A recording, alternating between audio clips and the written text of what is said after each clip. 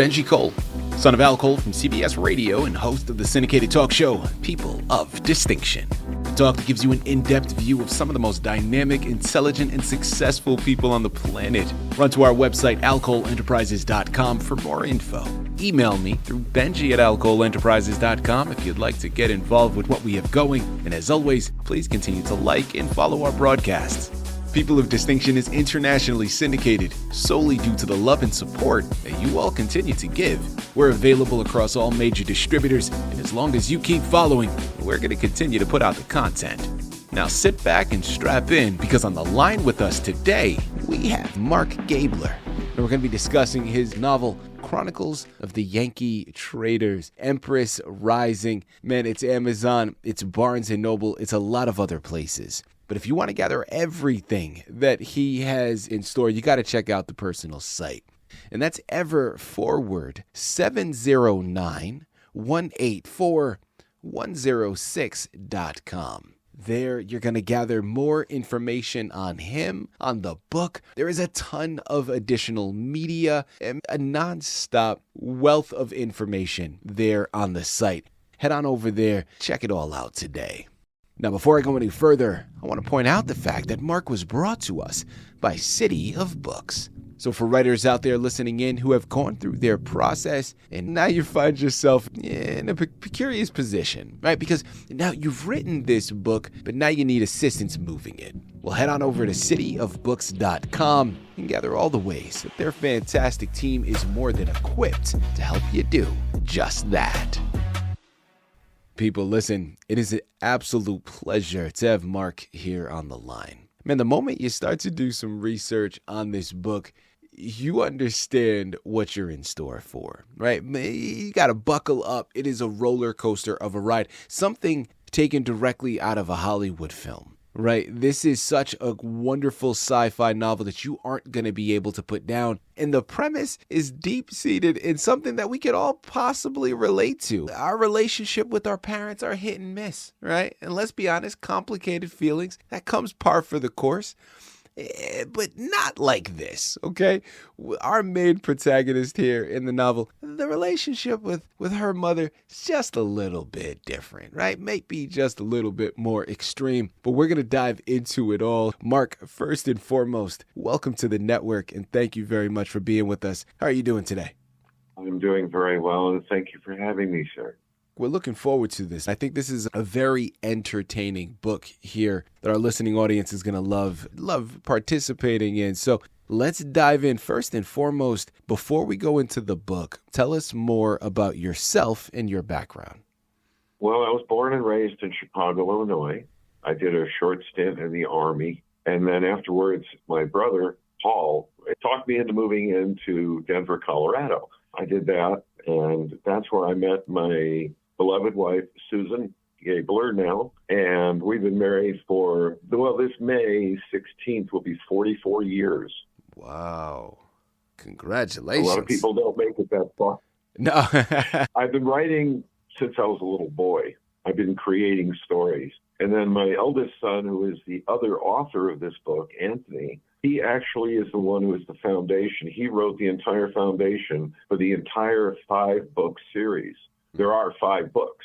This is just number 1. And we want to sell much of this so we can publish the other 4. Now, he wrote the entire basis. He also wrote the language. And by the time I caught up to it and he started asking me about it, we together worked out all the characters, the plot line. It took us over a decade to finish creating it.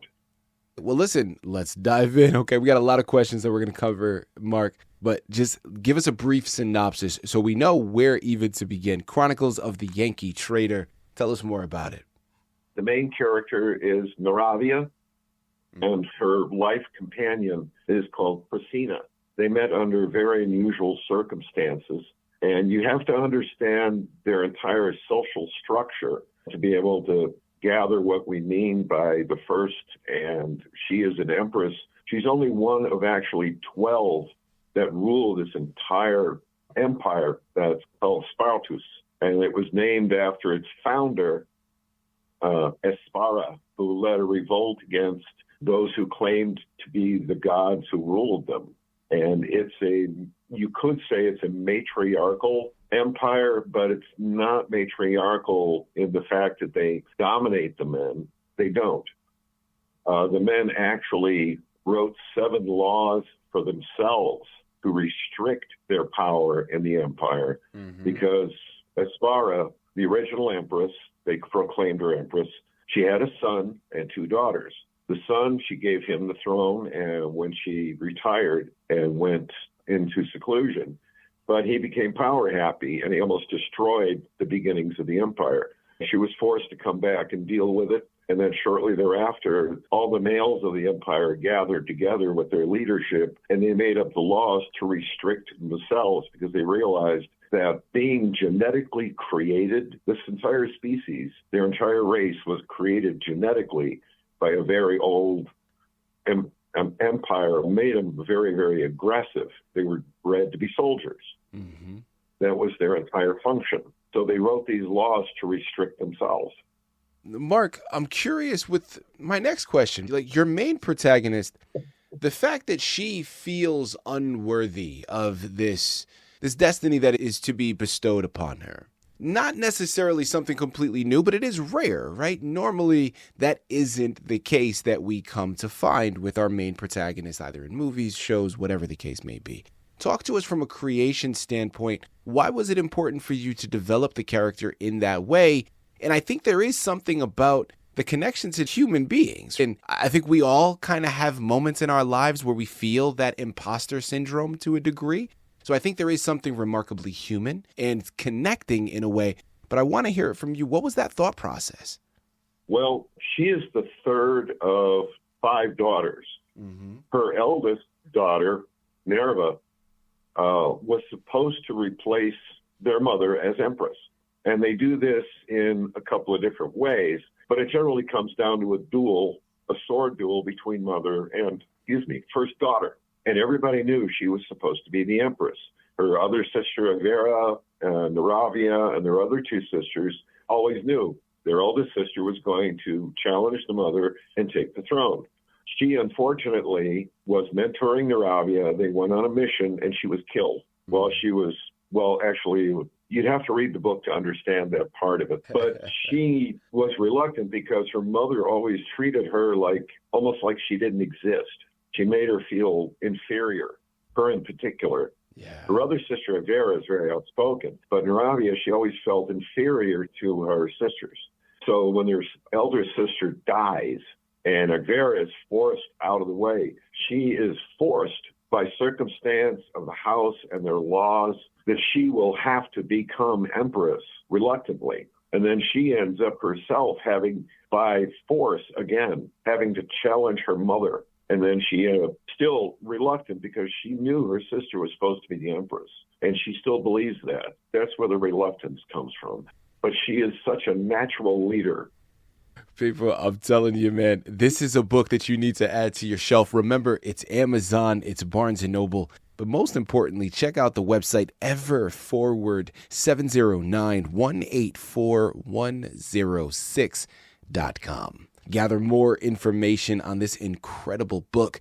There is slated to be another 4 and hopefully even more in the future. So you're going to want to check back in frequently to gather all of them the moment they are. You know, Mark, my follow-up question that I want to go into, man. So we're following you along this journey. Well, what was a highlight for you, man, in the creation of this and furthering this along and pushing it further? What was a highlight for you? Anthony, my eldest son, he's the other author. And the highlight was when we started really delving into doing the artwork so we know what these people look like. I mean, I do some heavy description. Like if you look at some of the trader videos, well, if you click on trader videos there, when people go into the website, my son Anthony in particular, just recently, the very last one called Naravia's Journey. It's kind of a brief outline of how she became empress.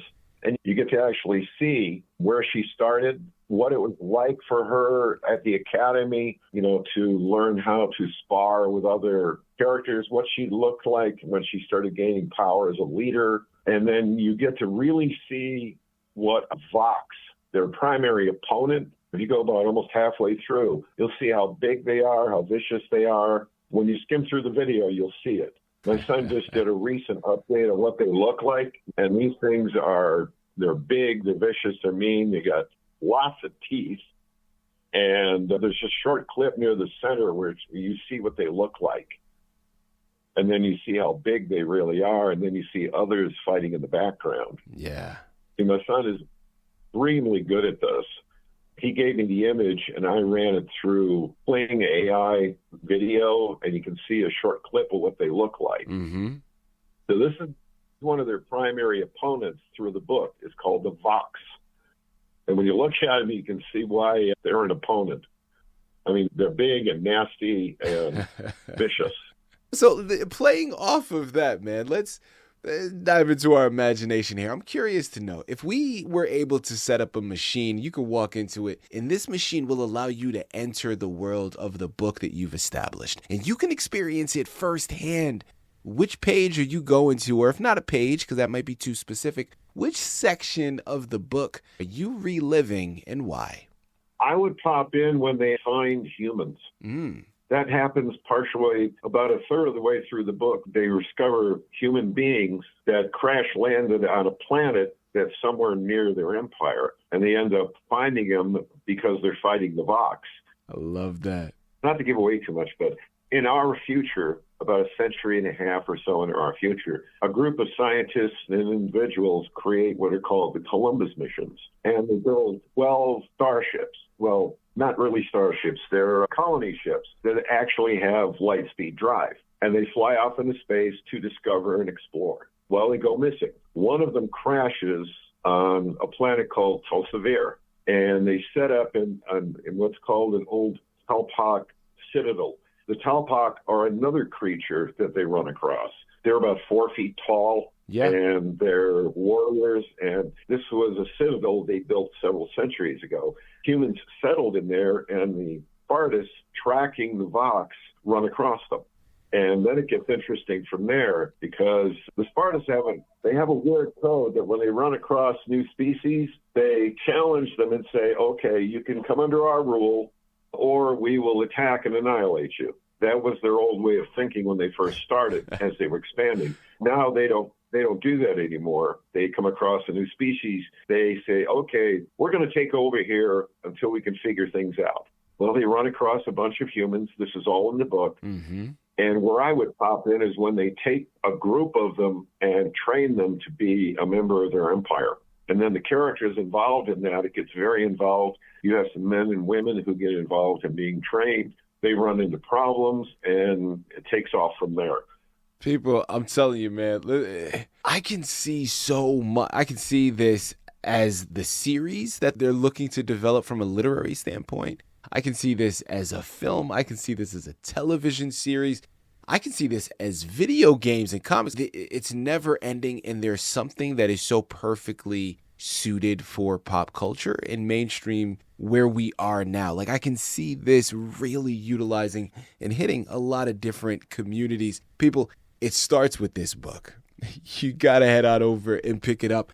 My final question here for you, Mark, as we close out, we've discussed a lot of information here today. Is there anything else you'd like to let our listening audience know before we let you go?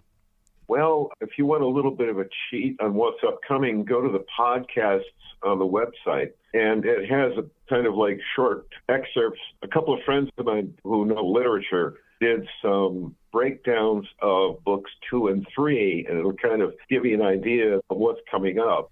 This is a never-expanding story. It's not just the Spartans and the Vox. They run across humans. They also run across another species, the Talpak. Book 2 focuses partly on the Talpak, and then you find out why this book is called Chronicles of the Yankee Trader. Well, people, there's a lot. I'm going to leave that a little bit of a mystery because that pops up. And then you go, okay, that's why it's called this, and where are we going from here? It expands a lot into other species and expands out toward the human race, the involvement of the Talpak. There's a lot of betrayal. There's a lot of political maneuvering. There's quite a bit of combat. But books 2 and 3 take it way out into Never Never Land. I know people are going to go, where did that come from? The journey is just beginning, man. There's so much left to be discovered. Amazon, Barnes & Noble, Ever Forward, 709-184-106.com. Purchase your copies today. And again, make sure to check back in frequently. We're looking forward to those future books. Gather more information. Stay tuned with the podcast. Man, the website is a wealth of knowledge here. Mark, this has been a true pleasure. An absolute honor, man. Such an enlightening, entertaining discussion that we've had here today. Thank you again for being a guest on People of Distinction. Well, thank you very much for having me. And you're right. We would like to see this made into a TV series.